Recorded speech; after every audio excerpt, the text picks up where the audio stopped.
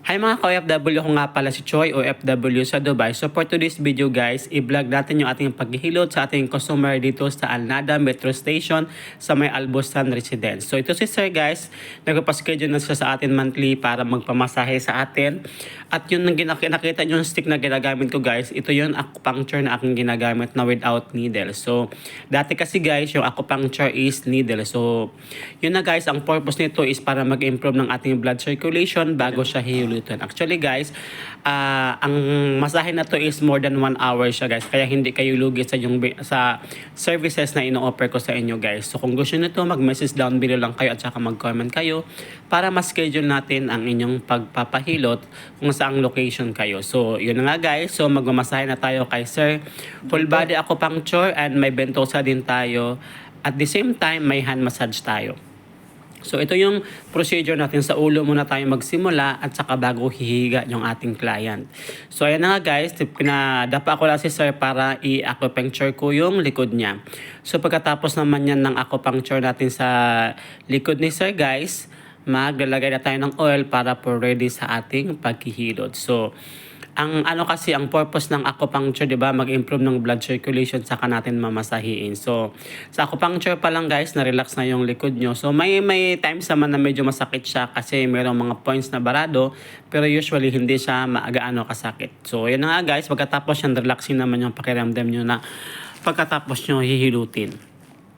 So nakikita nyo guys, maglalagay na tayo ng oil para sa ating first step na pagmamasahe. So pagkatapos ng masahe, whole body massage sa likod niyan, maglagay na ulit tayo ng bentosa. Then masahin ulit, then maghihilot na tayo ng paa. So ganun yung procedure natin na paghihilot. So guys, so ayan, hinihilot natin si Sir. Nakikita niyo pagkatapos ng may mga tusok-tusok tayo dyan, hihilutin na natin para maging normal na yung circulation ng blood ng ating client. So ayun na nga guys, so pagkatapos natin yan hilutin si Sir sa likod, maglalagay na tayo ngayon ng bentosa. So kung nakita nyo ang bentosa is wala siyang apoy, ito po ay magnetic na bentosa. So same lang pa rin yung purpose na tatanggal ng lamig sa likod. So nakikita nyo is magsasak siya sa ating balat sa likod para sipsipin yung hangin na nasa ating katawan. So pagkatapos yan guys, napakagaan ng feeling nyo na matanggal yung lamig sa katawan nyo. At pagkatapos nito, hihilutin din natin yung nilagyan natin ng bentosa. So whole body massage na yan siya guys. So nakikita nyo, ayan, may bentosa tayong nilalagay sa likod ni Sir guys. Around 10 to 15 minutes siya nakalagay sa likod. At pagkatapos yan guys, mag-start na naman tayo maghihilot sa paa habang nagbibentosa tayo ng ating customer. So balik na naman tayo sa procedure guys. Mag-acupuncture naman tayo una sa paa, at saka lalagyan ng oil at saka hihilutin na naman natin siya. Siyempre kung mag-request yung customer na lagyan ng bentosa yung sa paa, pwede natin lagyan kung saan ang part ang pwedeng lagyan sa cup nung sa paa ng customer. So yun nga guys, nagbibentosa tayo sa paa. Masarap yan dyan sa talampakan guys. Lahat ng points is andyan sa ating talampakan. So yun nga guys, pagkatapos nyan, mamasahiin na naman natin ang paa na yan. So napaka-relaxing ng ating services guys. Kung nagustuhan nyo itong video na to, mag-comment lang talaga kayo. So ayan na guys, naglagay na tayo ng oil para ready for hilot na naman tayo.